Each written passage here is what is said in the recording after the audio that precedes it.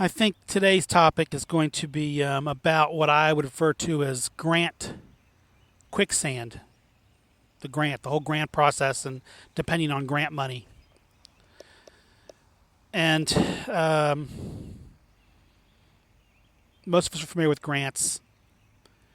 You see advertisements on the web or on TV about, you know, there's lots of free money from the government and send away for this package, and we'll show you how to write for that free money. What they're talking about is grant money. Grant money is where some agency or organization puts out an announcement and they say that they are usually competitively looking for people to apply to receive money that's been set aside for a certain purpose. And so, the big pie in the sky for a lot of organizations is that I'm going to apply for this big grant, and that grant's going to change our lives and give us money. That happens sometimes. So, I mean, obviously it happens at times. And there are a lot of organizations that have nothing but full-time grant writers. They'll have a whole team or a whole office. Some of them have a whole building full that do nothing but professionally write and apply for these grants to receive the money. So what I'm about to say does not apply to those big organizations. They've got a machine going. They've got the staff, the expertise, the history behind them to just pump out grants one after another. And for them, it's a numbers game. As long as they get more grants funded and make more money than what they're spending, then they're in good shape. But for a small organization, especially an emerging organization, it is tough. And that's why I call it grants quicksand. The amount of time and effort that goes into writing a grant is pretty extensive. If you wonder why individuals want $5,000 to write a grant, depending on the size of the grant, that $5,000 is a bargain. Grant writers earn every penny they charge. And because of rules, grant writers can't write to be paid on a percentage of what they bring in. There's ethics and all kinds of rules that say that no, you have to contract a grant writer, pay them a flat fee, they write the grant, and that fee that you pay them has to be listed as a line item in the grant. Well, all that's good and well. But if you're a small emerging organization, or even if you've been around for a while, there's several problems with focusing on grants.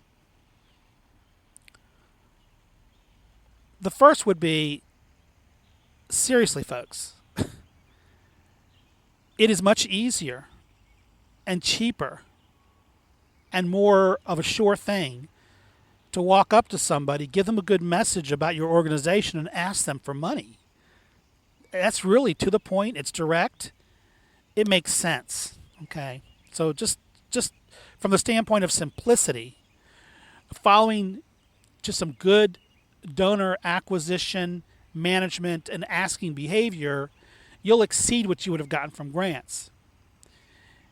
And another issue with grants are that when you nurture a donor, that's your donor. And as long as something doesn't happen in the relationship to make them leave you, that donor is there year after year after year. That grant money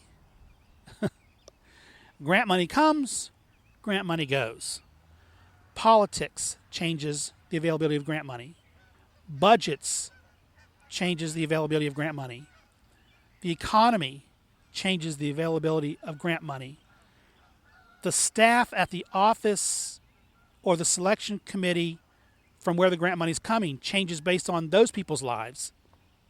Someone could have had a really bad day that day, and that grant that you've been getting for 3 years, that you have come to depend on to pay your salaries and pay your rent, they had a bad day with their husband or wife, or they had a car accident on the way in, and they're really teed off, and suddenly their behavior changes, and they grant that to somebody else. There's nothing you can do. You're at the whim of all of these variables. The grant givers, the grant writer, make a mistake. Too late, get the grant in. the grant dries up.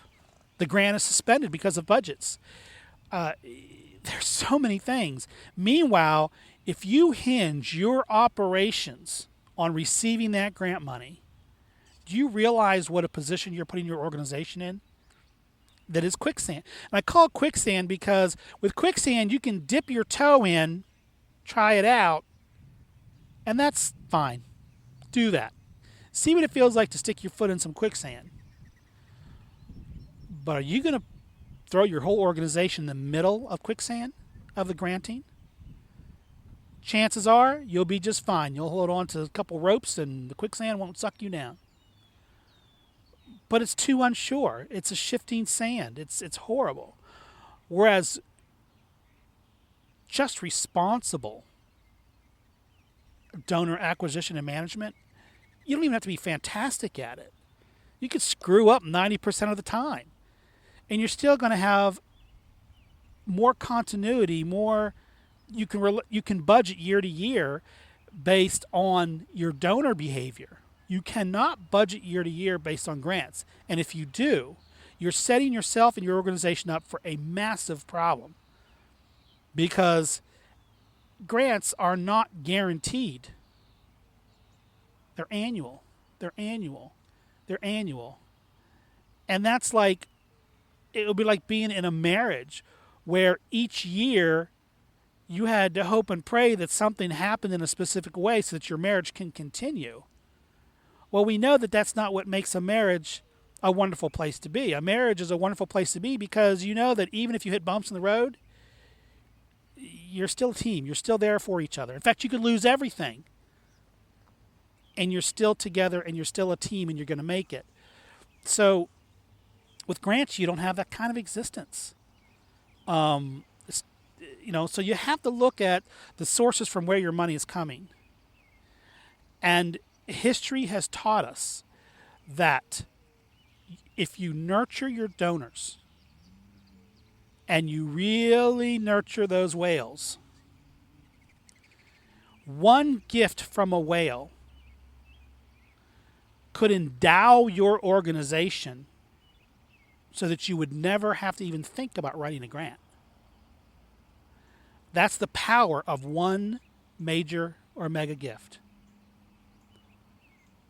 Grant money is not used that way. Maybe it would be wise if someone did, get yourself, but you have to perform. Typically, for credibility, you have to perform, at least show that the grant money was used in a specific way. So it's not like you can write for a grant. In fact, a lot of the grants will say in them you cannot be used for endowment purposes, which means you can't get yourself a $100,000 grant, stick it in the bank, and only spend $5,000 of it on whatever it is you said you're going to do. There's a plane going over. Don't know if you can hear me now.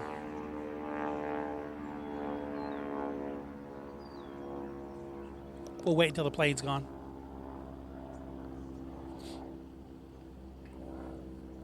So that's why I call it grant quicksand, is that it's a dangerous place to rely on. I'm not discouraging you from writing grants.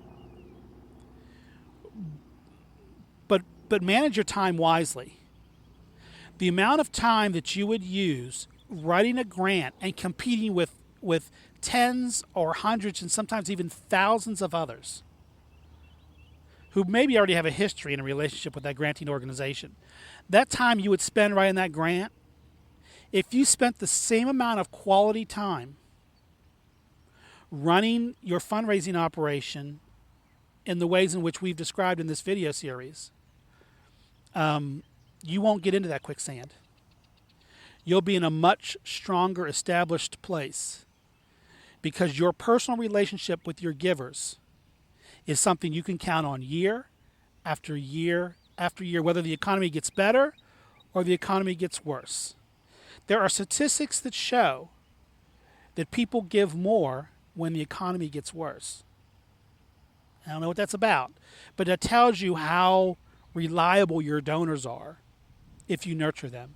So the bottom line here is do not fall into the quicksand of relying on grant monies.